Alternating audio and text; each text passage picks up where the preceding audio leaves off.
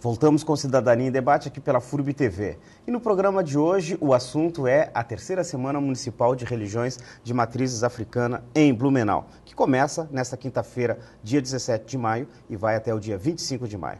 Para falar sobre o evento e sobre religiões de matrizes africana, os nossos convidados são o presidente do Movimento Negro de Blumenau, Lenilson Silva, e o sacerdote de Candomblé, Babalorixá Edson Cavalcante de Oliveira.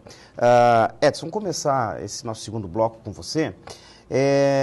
Quais são essas matrizes, né, de religiões africanas que nós temos no Brasil? Tem, além do Candomblé e da Umbanda, tem algumas outras? Além do Candomblé e da Umbanda, não propriamente dito, nós temos umas dissidências dentro, como se trata assim, alguns umbandistas não aceitam que a Umbanda seja a dissidência do Candomblé, mas a Umbanda, como matriz africana, ela é uma dissidência do Candomblé e sofre uma miscigenação para se criar, basicamente com o catolicismo, porque a gente encontra lá os santos católicos com nomes de orixá, que é o tal do sincretismo, mas ela é dissidência do Candomblé. E dentro do Candomblé, o Candomblé se subdivide em algumas nações, a gente chama assim, porque tem matriz que vem de determinadas regiões da África, né? Então tem a nação Queto, a nação Angola e a nação Jeje, que os Jeje são os oriundos do antigo Dahomey, que hoje é conhecido como República Federativa do Benin. Tem os povos Queto, que são os povos de Yorubá, da região de Ebadô, da Nigéria. E tem os povos angolanos, que vêm da própria Angola, do Congo e dessa região.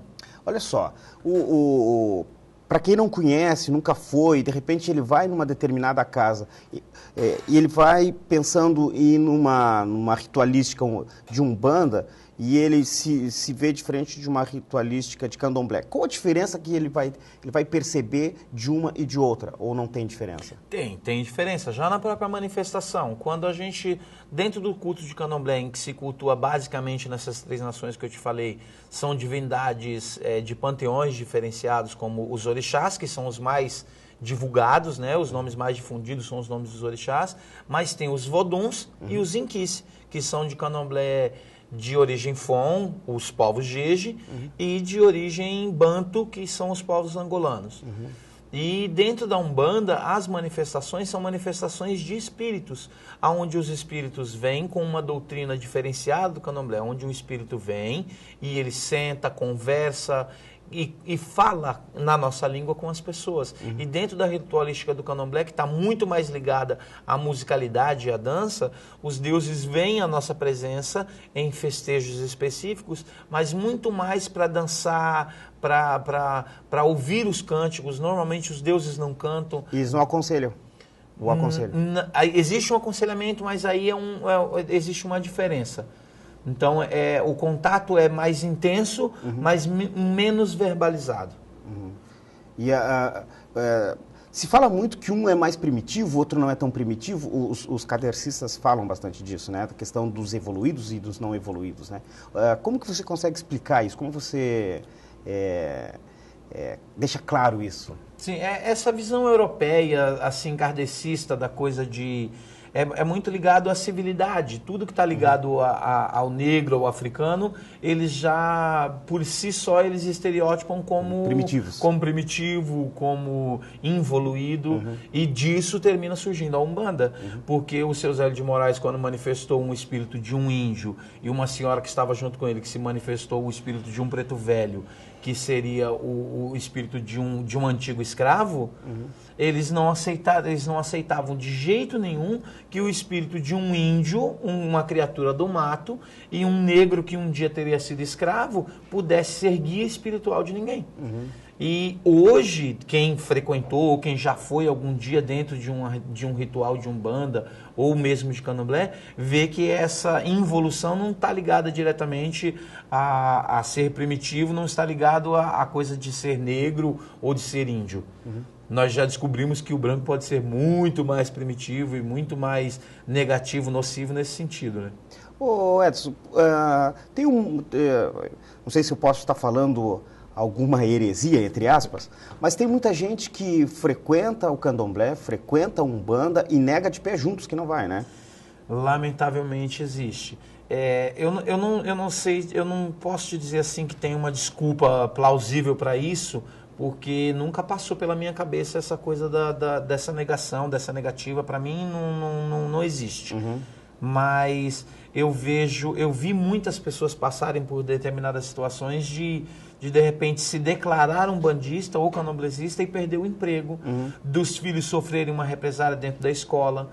Então tudo isso termina pesando na hora dessa exposição, né? O que deveria ser natural das pessoas falarem sobre a sua fé, sobre o seu credo naturalmente, e ainda hoje, lamentavelmente, existe esse tipo de situação, que as pessoas ficam presas a um medo de uma represária ou de um preconceito e terminam negando de alguma forma.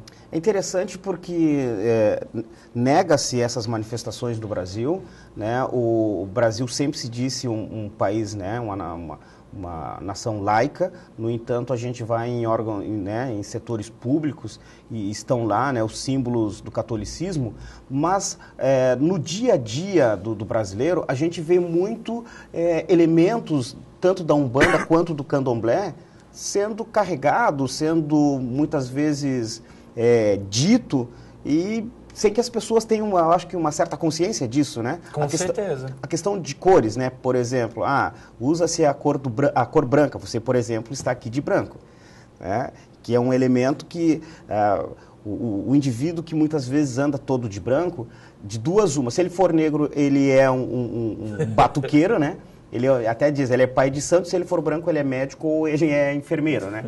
Então, esse tipo de coisa, esses estereótipos, passa assim, os pais de santos, mãe de santo, tem como fazer um trabalho de conscientização ou é só neste momento da semana das religiões?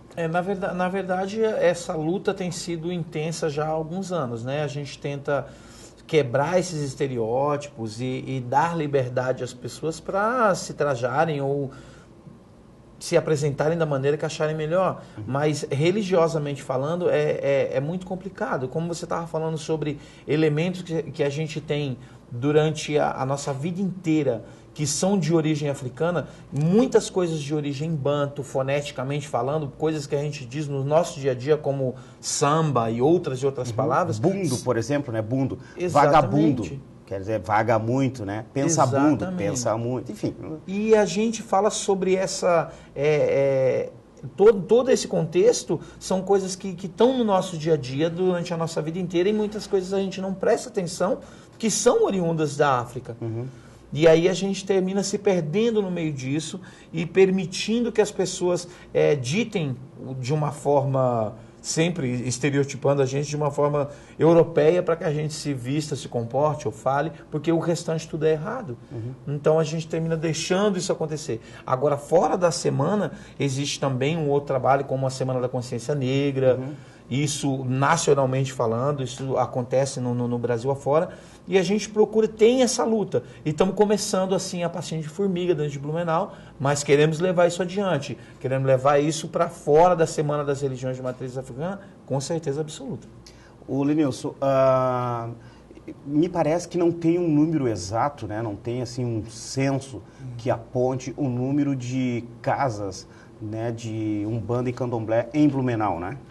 A gente não tem esse mapeamento, esse diagnóstico, né? Uma das preocupações que a gente teve na última semana foi de tentar organizar, né, um estudo em torno desse mapeamento das religiões de matriz africanas da nossa cidade. Conhecer quem são, onde estão, né, como estão organizados, né, quais são as dificuldades, que a gente possa ter esse olhar e possa mapear onde são as regiões onde a gente tem mais prevalecência ou não.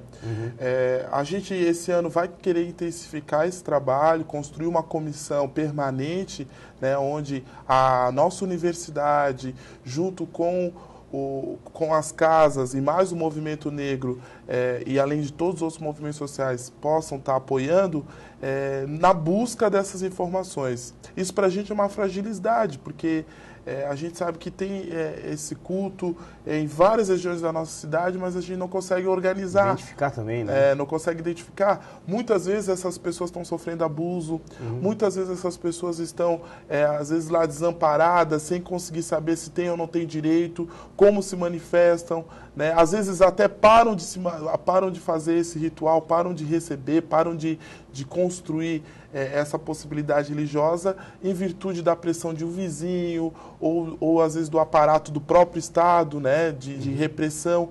Então a gente pensa que primeiro a gente tem que se fortalecer nesse olhar, ou seja, mapeamos, sabemos quem são, onde estão e a partir daí a gente se fortalece. O movimento Cisne Negro quer, inclusive, que daqui a pouco a gente possa aqui, sei lá, constituir uma associação, né? Todas as religiões estão organizadas numa centralidade, né? De pensamento, uma centralidade de organização. Quiçá Blumenau possa dar esse exemplo, como em outras regiões do país a gente já tem. Deixa só para né, a gente está se encaminhando ao final aqui, mas a organização da semana, né, da terceira semana, né, de religiões de matrizes africanas, quem estão aí, né? Quem são as pessoas que estão na organização, além de vocês dois? A gente tem aqui várias casas, né? A gente já ultrapassou o número de 5 casas que estão diretamente participando. Nós temos a participação do Sindicato dos Trabalhadores, o Sindicato dos Trabalhadores e Servidores Públicos, nós temos a Rede de Educação Cidadã, o Sintranscol, o Sindicato Metalúrgico, a CUT, a FETIESC, são apoiadores sempre da semana. Então, a gente tem nesses parceiros a possibilidade de mobilidade, de organização, para a gente fazer uma semana um pouco mais organizada. Tudo isso aqui exige uma estrutura, exige um custo financeiro e material. A gente está trazendo palestrante, por exemplo, na abertura de São Paulo. Então, esses apoiadores são chaves para que a gente, além da ampla divulgação, são chaves para que a gente consiga atingir o nosso objetivo. Bom, eu quero agradecer aqui a presença de vocês. Nós poderíamos ficar falando aqui mais 1h30, né? Mas, infelizmente, o nosso tempo é exíguo. E eu quero agradecer e acho que a semana vai ser muito proveitosa, né? O pessoal vai aproveitar bastante. Bom, chegamos ao final de mais um Cidadania em Debate, um programa do Sindicato de Servidores Públicos do Ensino Superior de Blumenau. Quero agradecer mais uma vez a presença do presidente do Movimento Negro de Blumenau, do Cisne Negro, Lenilson Silva, e do sacerdote de Candomblé, Babaolorixá Edson Cavalcante de Oliveira, um pesquisador, né? Vocês já viram? Também quero agradecer a você que esteve ligado no nosso programa. A gente volta a se encontrar para um novo assunto na próxima segunda-feira, a partir das 10 horas da noite, com reprise quinta-feira também às 10 horas, aqui pela FURB TV. Tenham todos uma boa noite e uma boa semana. Tchau.